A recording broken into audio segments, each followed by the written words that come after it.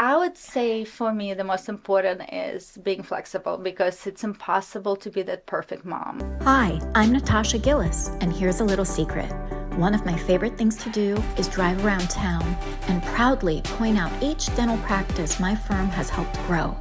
Because behind every practice is a real story of grit, vision, and entrepreneurship. On this podcast, you'll hear those real stories straight from the dentists who dared to build something of their own. So tune in, get inspired, and remember, your practice is my passion.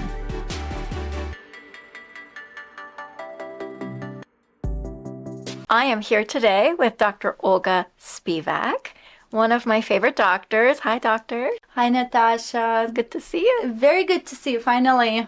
I know. You're right. And thank you for inviting me. It's really an honor. My pleasure. So we're going to jump right into it because we were talking about it. You are in such a unique position. You have 3 kids under 4, or no, 4, 3, 2. Correct. Yes. Wow.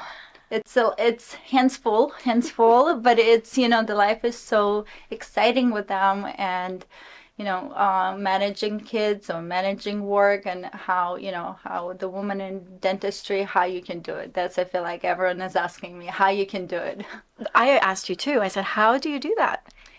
I would say for me, the most important is being flexible because it's impossible to be that perfect mom. And every person is different in their own perfect world. But what I learned, I think the biggest challenge was first to have the first kid and just changing your life, working around that. But like when you start having more kids, it's how you share the attention, for all the kids, for your husband, for your other baby, which is your work, and keep having those different hats on all the time and being flexible and don't stress too much. That's the most important. I like what you said, be flexible. Because one of the things for me, who only has 2, who are twins, is we were very rigid with our nap time and our meal time. And one of the parents once told me, sometimes it's okay not to have a schedule. And I said, but you only have 1. That's not a fair statement.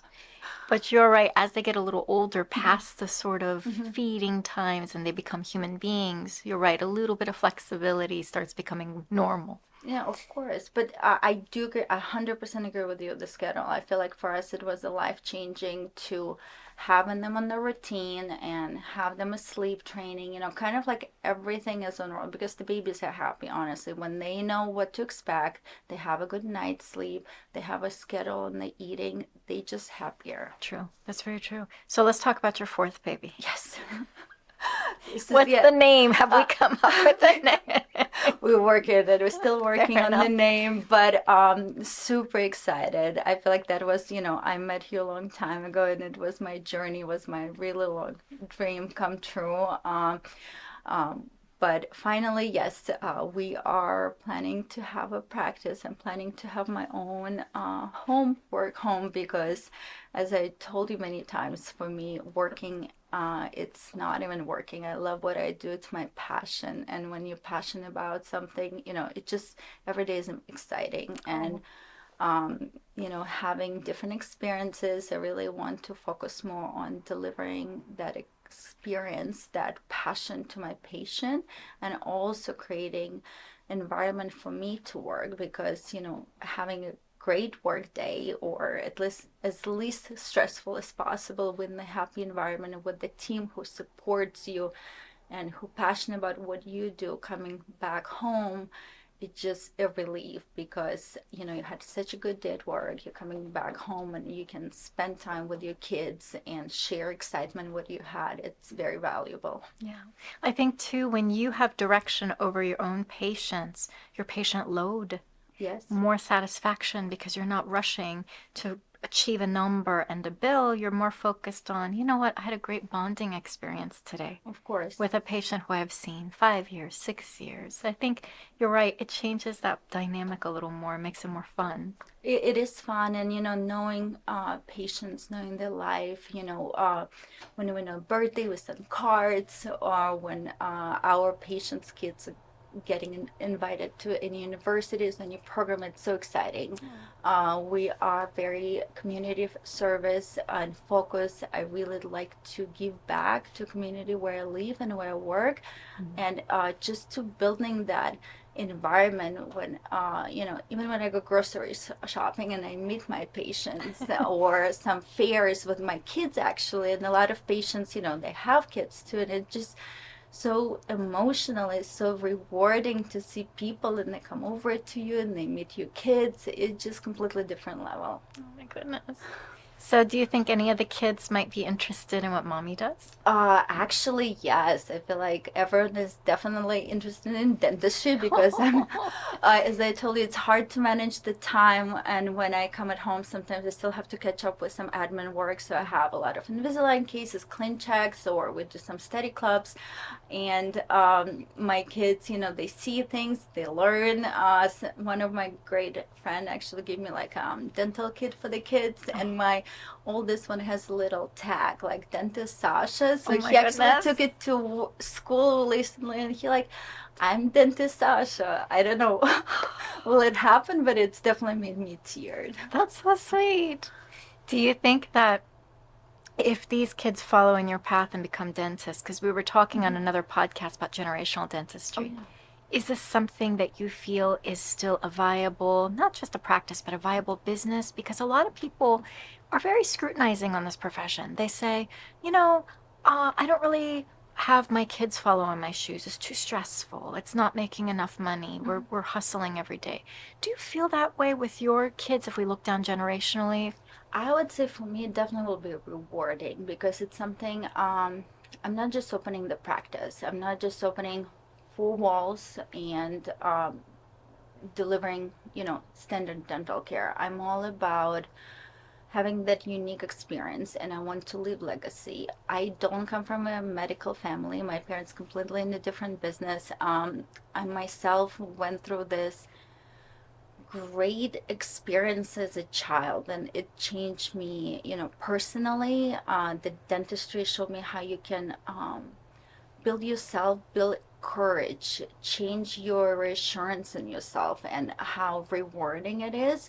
So that's what my main goal. I really would love to build a legacy. So my kids, of course, if they want it, I will never will push them because it is an interesting profession, rewarding, but it's also stressful. You have to be committed. You have to make sure you make the right choices, or you comfortable with going harder on yourself and achieving those things, and if the kids will ever want it, I will just support them. Oh, that's sweet. That's very uplifting. I love hearing that. Because again, a lot of people, they get very dumbed down and tired of this idea of, oh, corporate is taking over and, student loans. And I always see these blogs and I say, but you guys have great lives. The life of a dentist, sure, it's hard work. Everything's hard work. Yeah. But it is also so rewarding. Oh, and I think people forget that. Yes, it's I would say dentistry is rewarding. I was talking about prevention, I was talking about like big cases. When you see patients and you see that smile, or you see those tears of joy, or you see somebody, honestly, I had so many patients and like nobody talked to me about that. This is life changing. And when you see people, in their latest age, and you recommend something and then go with it, and you see how their life lifts and brightens, and that's what helps to click and really build this relationship, really long relationship. And it's very rewarding. Of course, it's very touching when something doesn't go right, and nobody can be perfect, and that's what I would say the biggest challenge for yourself. Learn to be easy on yourself, because it's impossible to be that perfect scale all the time. But if you give yourself the best what you can in the best environment, and that's when you need that team. You can be passionate, but you need to make sure you surround the support people. Is it at home you support people? Is it at work? Is it somebody mentoring you? Because dentistry, I feel like it's not single person show. It's it takes a village, and 100%, even emotionally, you need other people who are going through this. That's why for me, I have a lot of colleagues. I'm very active in different communities and study clubs, but even like having a chance to talk to somebody and go through some cases or go through some emotional situation, how do you challenge it, how you pass this through, it's very important. So we were talking about how you're involved. Is it the mom group? Yes, moms. So there's a few. So one is a mom in dentistry business. So it's very variety of dentists, or variety even like there's a hygienist who, in business, and the mom, and how they uh, scaling and balancing this life. There's also several groups regarding business leadership.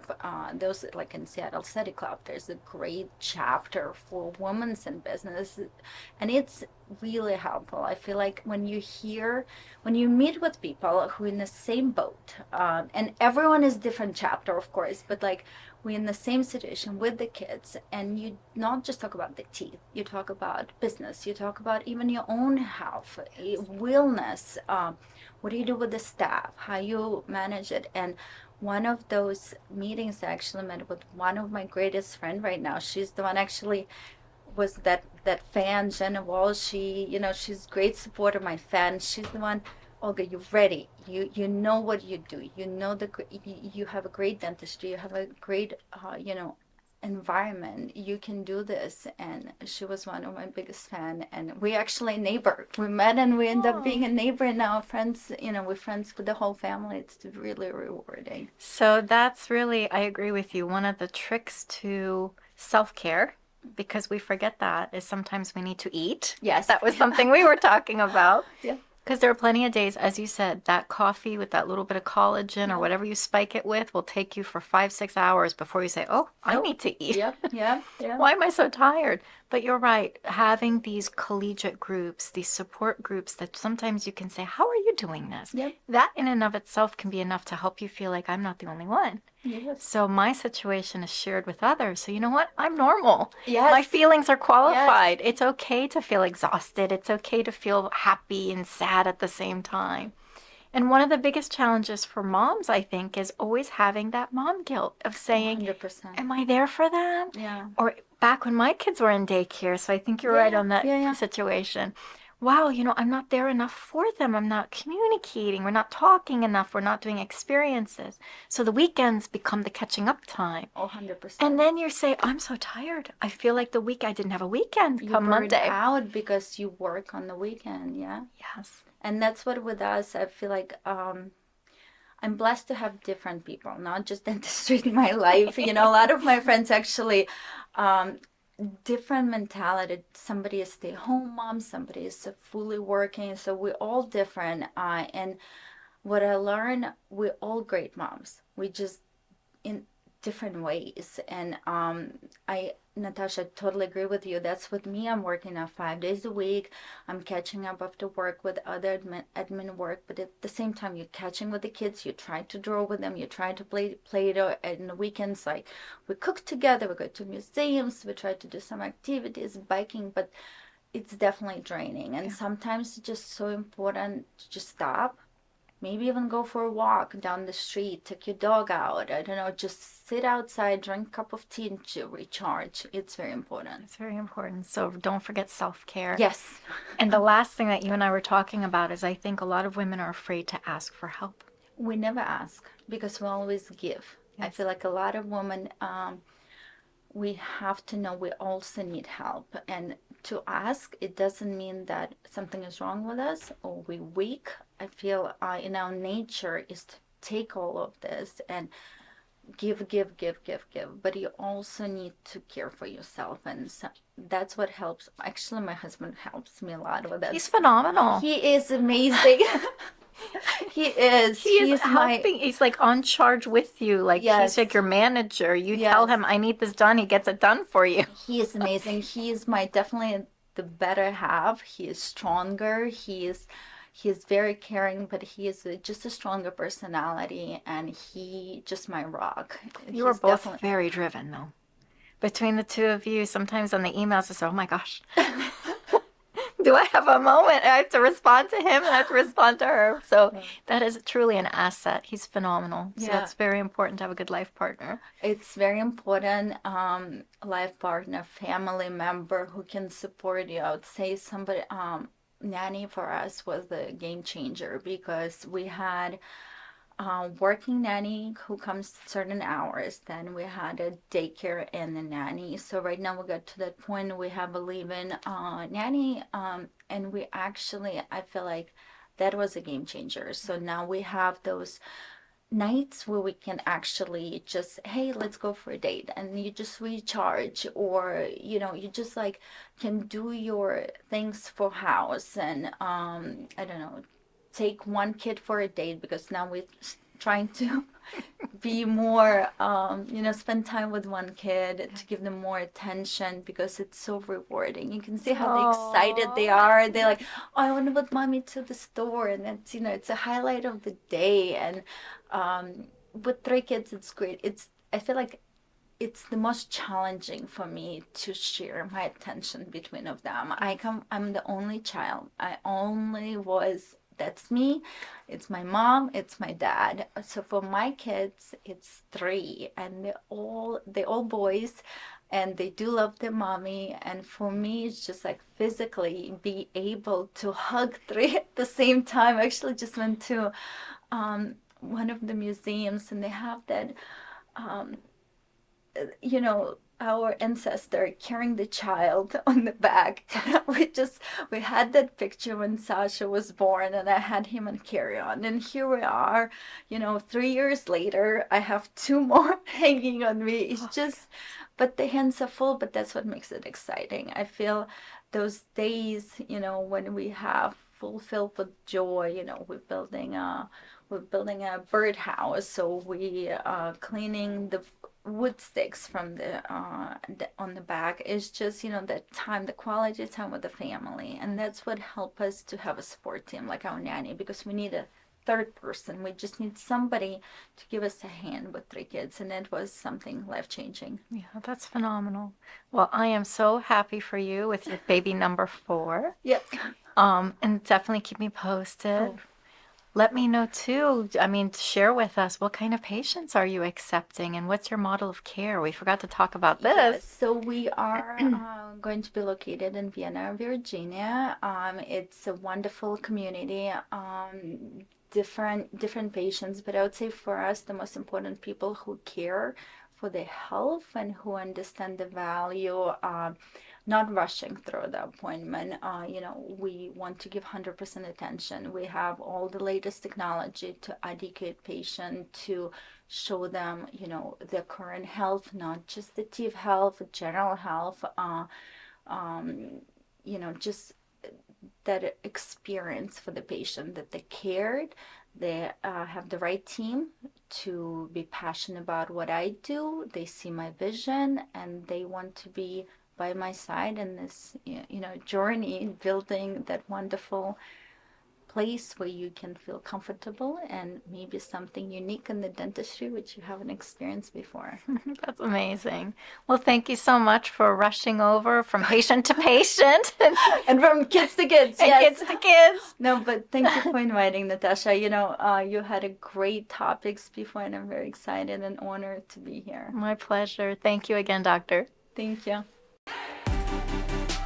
If you enjoyed today's episode, be sure to follow and share this podcast with a friend in dentistry. And if you're ready to take the next step in your own entrepreneurial journey, connect with me. I'd love to make your vision a reality. Until next time, keep building, keep growing, and keep practicing your passion.